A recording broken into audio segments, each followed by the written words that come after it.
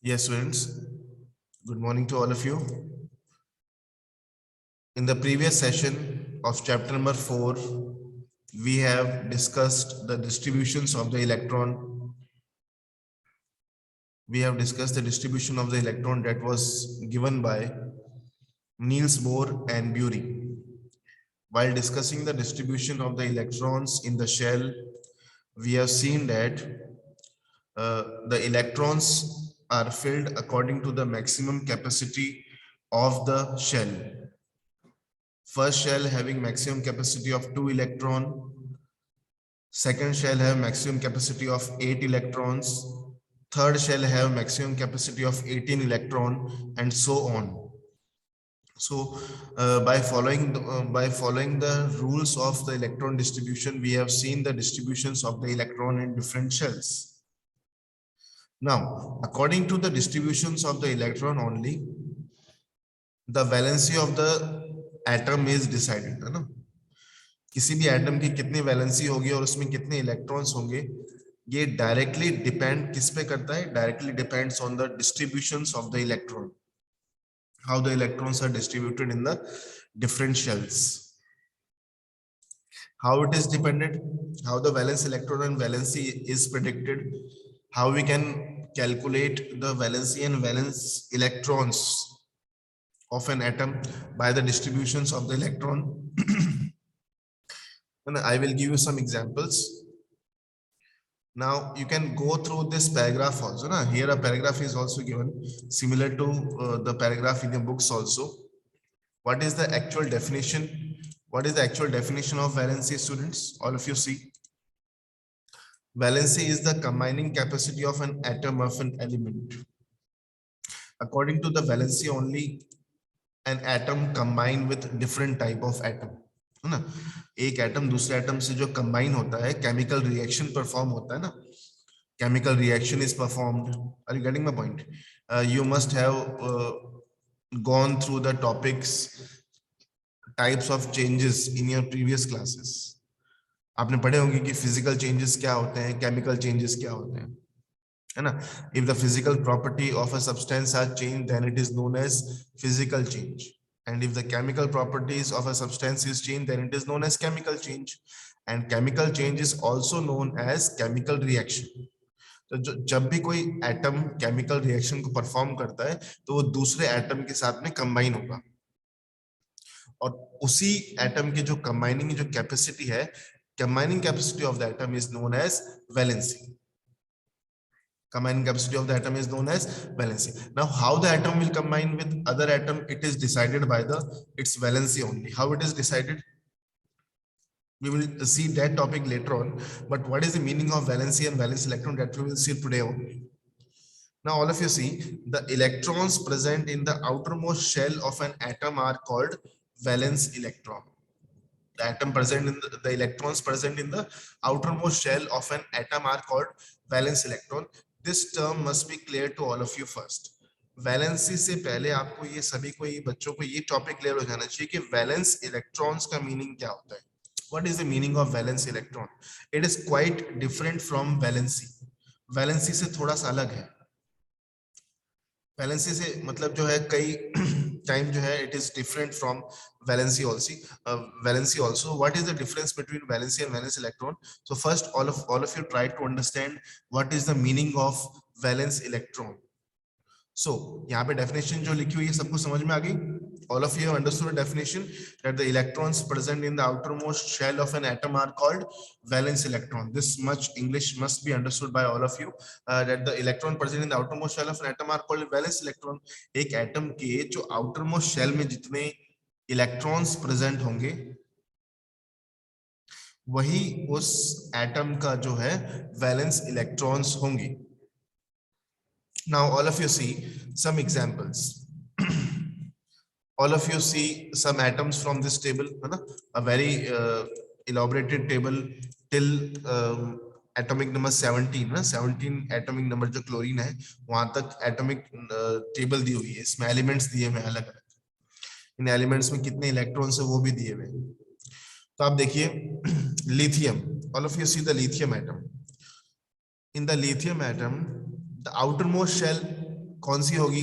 If you will see the distributions of the electron ना, आपको ये वाला टेबल देखना है जिसको मैंने अभी मार्क किया है ना, इस डिस्ट्रीब्यूशंस को आप देखिए, all of you see this distribution, के एल एम और एन में शेल्स में इलेक्ट्रॉन्स डिस्ट्रीब्यूटेड है।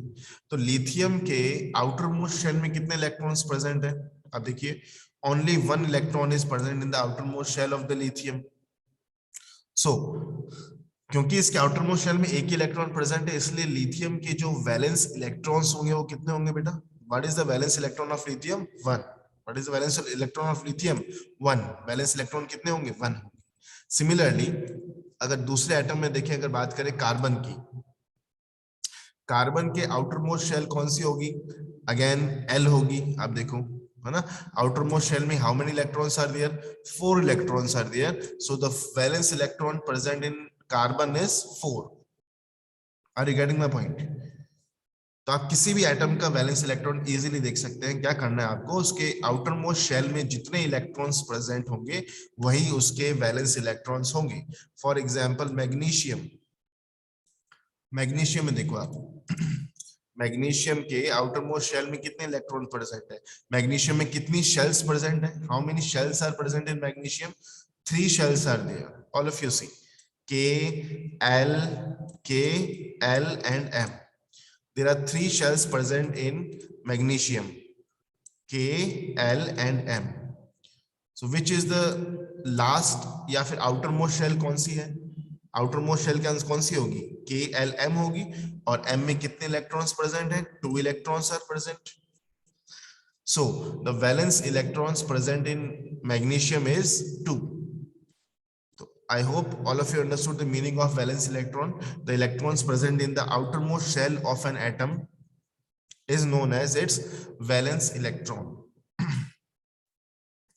Now, what is the meaning of valency? Valency का क्या meaning होता है? All of you see. Now, what is the meaning of valency? देखो, एक एटम जो है स्टेबल होने के लिए ना, एक एटम स्टेबल होने के लिए जितने भी इलेक्ट्रॉन्स को डोनेट करेगा, जितने भी इलेक्ट्रॉन्स को शेयर करता है या फिर जितने भी इलेक्ट्रॉन्स को गेन करता है, that number of electron is known as its valency, है ना। We have discussed it earlier also. Very important line, student. All of you pay attention. I want all your attention now towards my words which I am trying to speak. All of you listen very carefully. What is the meaning of valency? I am repeating it again. देखो, हमने ये discuss किया था कि हर एक atom, each and every atom want to be stable, है ना। Each and every atom want to be stable. Now how it become stable? Either the shells present in the atom must be filled with the electrons. जितने भी shells atom में present है वो सभी के सभी इलेक्ट्रॉन से क्या हो? फुल फिल्ड हो। या तो इस तरह से स्टेबल हो सकता है, या फिर और कौन से तरीके से स्टेबल हो सकता है? अगर उसके आउटर मोस्ट शेल में कितने इलेक्ट्रॉन्स प्रेजेंट हो? 8 इलेक्ट्रॉन्स अगर उसके आउटर मोस्ट शेल में प्रेजेंट हैं, तब भी हम उसको क्या मानेंगे? स्टेबल मानेंगे। Okay, now all of you listen very carefully. Valency क्या होती है? एक जब एटम स्टेबल नहीं होता है ना, when the atom is not stable, all atoms are not stable, तो when the atom is not stable, तो स्टेबल होने के लिए जितने इलेक्ट्रॉन्स को वो डोनेट करेगा या फिर जितने इलेक्ट्रॉन्स को वो गेन करता है, that particular number of electron that is donated or given by the donated or taken by the atom to become stable, that number of electrons is known as valency. इसी को हम क्या बोलते हैं? वैलेंसी बोलते हैं। आई रिपीट, है ना, I repeat, all of you listen very carefully. एक एटम स्टेबल होने के लिए जितने भी इलेक्ट्रॉन्स को डोनेट करेगा या फिर जितने भी इलेक्ट्रॉन्स को गेन करता है, जितने इलेक्ट्रॉन्स वो देगा दूसरे एटम को या फिर जितने इलेक्ट्रॉन किसी और दूसरे एटम से वो गेन करता है, that particular number of electron is known as its valency. उसी को हम क्या बोलेंगे? उसकी वैलेंसी डिसाइड करते हैं। ओके, हम एक दो एग्जांपल्स देखते हैं। एक दो एग्जांपल से वैलेंसी जो है कंफर्म हो जाएगी कि वैलेंसी इस तरह से हम कैलकुलेट कर सकते हैं। For example, we are starting from helium से स्टार्ट करते हैं। ओके स्टूडेंट्स, हीलियम से स्टार्ट करते हैं। वैलेंसी किस तरह से कैलकुलेट करते हैं? Now all of you see the atomic number of helium is 2, since its atomic number is 2, why its atomic number is 2? Because it have 2 protons. ठीक है ना, हमने कल डिस्कस किया ना. And since it have 2 protons, the number of electrons will also be 2. Electrons भी कितने होंगे? 2 ही इलेक्ट्रॉन्स प्रेजेंट होंगे. नाउ इन 2 इलेक्ट्रॉन्स का डिस्ट्रीब्यूशन किस तरह से होगा? फर्स्ट शेल में दोनों के दोनों इलेक्ट्रॉन फर्स्ट शेल के अंदर चले जाएंगे.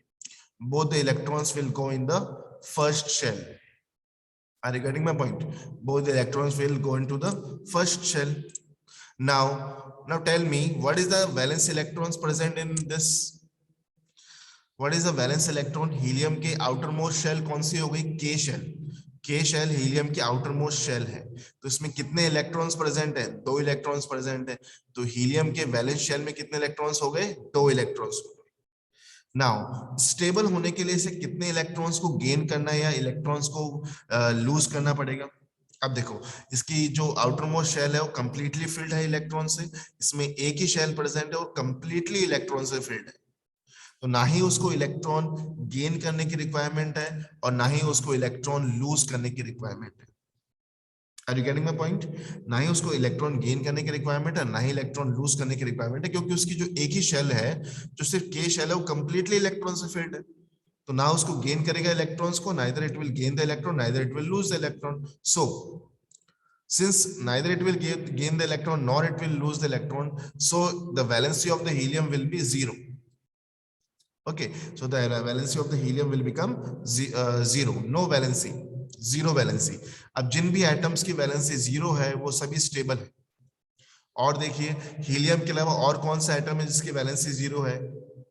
पूरे टेबल में फाइंड आउट कीजिए. हीलियम के अलावा और कौन से एटम्स हैं जिनकी वैलेंसी 0 है? One is helium, and other than helium there is one more atom whose valency is 0, that is neon. That is neon. Neon को देखो आप, है ना? If you will see the neon, the atomic number of neon is 10. जितने atomic number होता है उतने ही electrons present होते हैं, है ना? So the number of electron is also 10. number of electrons पे कितने हैं? 10 है. अब इन 10 इलेक्ट्रॉन्स को डिस्ट्रीब्यूशन करते हैं, है ना? तो 10 इलेक्ट्रॉन डिस्ट्रीब्यूशन करेंगे तो first shell will get the 2 electrons and the second shell get the 8 electrons. Now tell me, the 2 shells are fully filled with the electrons or not? The capacity of the first shell is 2 electrons and 2 electrons are completely filled in the first shell. The second shell, the capacity of the second shell is 8 electrons and the 8 electrons are completely filled into the shell. Since the electrons are fully filled, ना एकदम fully filled हो चुके हैं electrons, मतलब जो shell जितने electron maximum आ सकते हैं fully filled हो चुके हैं, तो इसकी कोई भी रिक्वायरमेंट नहीं है. Now it does not have any requirements. It will not take any electron from other atom and it will not give its one electron to other atom to become stable. Since उसकी अब कोई भी requirement नहीं हो, fully जो है उसमें electrons भरे हुए हैं, that's why its valency is also again 0. उसकी वैलेंसी भी कितनी है? 0 है. Okay students, are you getting my point now? है ना? What I'm trying to explain, how to calculate the valency of an atom, है ना? How to calculate the valency of the atom. I hope helium और neon की valency से हम दूसरे atoms की वैलेंसी भी इसी तरह से ना, we will try to understand them. Now see, all of you take one more example. Say that we will take the example of sodium. We take the example of sodium. Now, what is the atomic number of sodium? All of you see, the atomic number of the sodium is 11. Now, since it have 11 electrons, atomic number 11, तो उसके electrons भी कितने हो गए? 11 हो गए. Now, in 11 electrons को distribution किस तरह से करेंगे? The 2 electrons will go in the first shell, the 8 electrons go in the second shell, and the remaining one electron will go into the third shell. तो कितनी shells occupy करी sodium ने? 3 shells को occupy किया. Now all of you see, tell me, is all the 3 shells completely filled with the electrons? Yes or no? Just thinking about, क्या इसके तीनों shells electrons से completely filled हैं? No, all the shells are not completely filled with the electrons. जब completely filled नहीं है तो क्या मुझे बताओ ये stable है या unstable है? It is stable or unstable? It is the electrons, the shells are not completely filled, that means it is not stable. Now to become stable ना, stable होने के लिए क्या कर सकता है? How it can become stable? तो stable होने के लिए what it will do, इसके पास दो steps है. क्या steps है? या तो इसके outer most shell में जो एक इलेक्ट्रॉन है उसको ये डोनेट कर दे. अगर आउटर मोस्ट शेल के एक इलेक्ट्रॉन को ये डोनेट कर देगा तो इसके जो आउटर मोस्ट शेल जो है वो कौन सी हो जाएगी? Then the outer most shell जो है वो एल हो जाएगी. के की जो है कौन सी हो जाएगी? एल हो जाएगी. Okay students. और अगर वो एक इलेक्ट्रॉन जो आउटर मोस्ट शेल में जो एक इलेक्ट्रॉन है वो किसी दूसरे एटम को वो अगर डोनेट कर देगा तो वो शेल गायब हो जाएगी, है ना, वो शेल का एग्जिस्टेंस नहीं रहेगा. तो जो अंदर वाली जो शेल्स हैं, जो 8 जो सेल है ना, जो कौन सी है, के एल जो शेल है, that will become the outer most shell and that will be fully filled. या तो वो इस तरीके से स्टेबल हो सकता है, या फिर दूसरा तरीका और कौन सा स्टेबल हो सकता है जिस तरीके से वो स्टेबल हो सकता है, दैट इज कि वो 7 इलेक्ट्रॉन किसी से गेन कर ले. Either it will take 1 electron और either it will give the 7 electrons to some other atoms, है ना. रिगार्डिंग माय पॉइंट, किस तरह से ये सोडियम जो है स्टेबल हो सकता है? इसके आउटर मोस्ट शेल में 1 इलेक्ट्रॉन प्रेजेंट है, ओनली 1 इलेक्ट्रॉन इज देयर. तो या तो वो किसी से 7 इलेक्ट्रॉन्स को गेन कर ले. अगर वो 7 इलेक्ट्रॉन्स को गेन कर लेगा किसी दूसरे एटम से तो उसके आउटर मोस्ट शेल में कितने इलेक्ट्रॉन्स हो जाएंगे? 8 इलेक्ट्रॉन्स हो जाएंगे. तो वो स्टेबल काउंट हो जाएगा. या फिर वो अपने आउटर मोस्ट शेल के एक इलेक्ट्रॉन को किसी को डोनेट कर दे. अगर आउटर मोस्ट शेल के 8 इलेक्ट्रॉन्स को किसी को डोनेट कर देगा then also it will become stable, तो भी वो स्टेबल हो जाएगा. तो दोनों में से कौन सी स्टेप जो है will be followed by the sodium? जो ज्यादा इजी स्टेप कौन सी है? 7 इलेक्ट्रॉन को किसी दूसरे एटम से गेन करने में बहुत ज्यादा एनर्जी यूज होगी, लेकिन सिर्फ एक इलेक्ट्रॉन किसी दूसरे एटम को डोनेट करना है तो उसमें जो अमाउंट ऑफ एनर्जी यूज होगी वो काफी कम यूज होगी. Okay, students, that's why sodium prefer to give its 1 electron to the other atom. That's why sodium prefer to give its 1 electron to the other atom. वो एक electron को donate करना ज्यादा preference करता है. इसीलिए जो सोडियम होता है, सोडियम की वैलेंसी कितनी होती है? 1. The valency of the sodium is 1. Are you getting my point? Because sodium give its 1 electron to the other atom. Sodium give its 1 electron to other atom. That's why the sodium valency of the sodium is 1. Now यहाँ से आप एक और चीज को easily समझ सकते हैं ना, एक और टॉपिक को आप यहाँ से इजीली समझ सकते हैं. What you have to do, you have to pay attention, all of you listen. Now अगर आपने चैप्टर नंबर 3 में पॉलीएटॉमिक आयंस का एक टेबल पढ़ा होगा जिसमें आयंस दिए हुए थे ना, पॉजिटिव और नेगेटिव आयंस दिए हुए थे, उस टॉपिक को अगर ध्यान से पढ़ा होगा तो सोडियम के आयन के साथ में क्या लिखा रहता है? सोडियम का सिंबल क्या लिखा रहता है? Na+ लिखा हुआ रहता है ना. Na- नहीं लिखा हुआ होता, Na+ ही लिखा रहता है. Na+1 नहीं होता है, Na+2 नहीं होता है.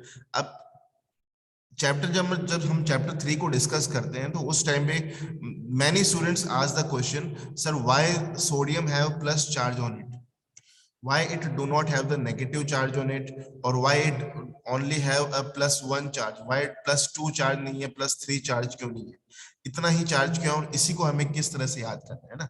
तो why is it so? It is due to the valency of the atom. ये इसकी वैलेंसी से डिसाइड होता है. नाउ अभी हमने डिस्कस किया था कि सोडियम स्टेबल किस तरह से होगा. The sodium will become stable if it will give its 1 electron. when it will give its 1 electron, जब वो अपने अभी टोटल शुरुआत में सोडियम में जो है, सोडियम के एक एटम में कितने इलेक्ट्रॉन्स होते हैं? 11 इलेक्ट्रॉन्स होते हैं. अगर वो अपने एक इलेक्ट्रॉन को डोनेट कर देगा, एक इलेक्ट्रॉन को डोनेट कर देगा तो उसमें कितने इलेक्ट्रॉन्स रह जाएंगे? 10 इलेक्ट्रॉन्स रह जाएंगे. लेकिन उसमें प्रोटॉन्स कितने प्रेजेंट है? All of you see, the number of protons present in the sodium is 11. The number of protons present in the sodium is 11. कितने protons present है? 11 protons present है. Now positive charge 11 है और negative charge 10 है. Positive is 11 and negative is 10. So what will be the total charge? अगर इसका हम total charge निकालेंगे तो कितना आएगा बेटा? +1 आएगा, कितना आएगा, +1. So that's why the sodium have a +1 charge on it. समझ में आया बेटा किस तरह से हमने चार्ज को कैलकुलेट किया? हम इस तरह से और भी चार्जेस को कैलकुलेट कर सकते हैं. एक और एग्जांपल को डिस्कस कर लेते हैं, देन ये वैलेंसी वाला टॉपिक कंप्लीट हो जाएगा.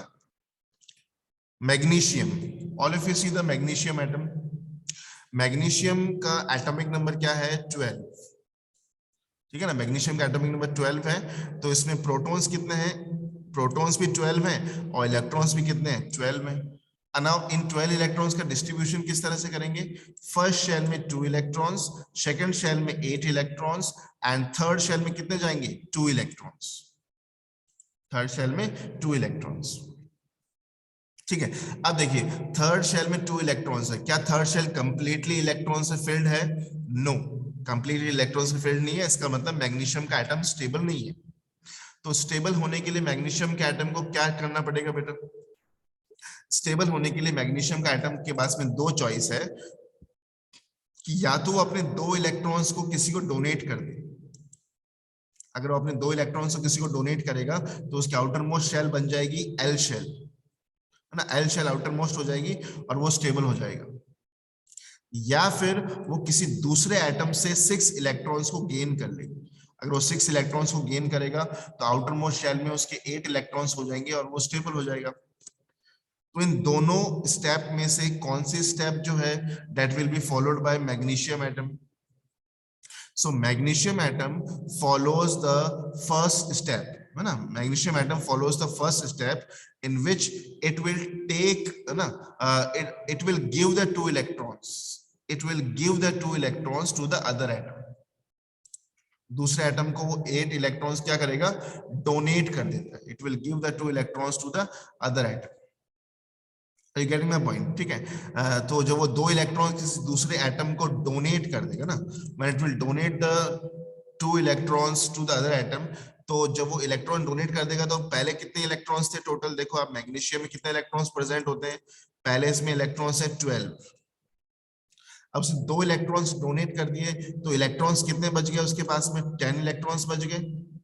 ठीक है, और लेकिन प्रोटॉन्स कितने उसके पास में, हाउ मेनी प्रोटॉन्स मैग्नीशियम है, equal to the atomic number. इसमें 12 एटॉमिक नंबर है तो प्रोटॉन्स भी कितने हैं, 12 है.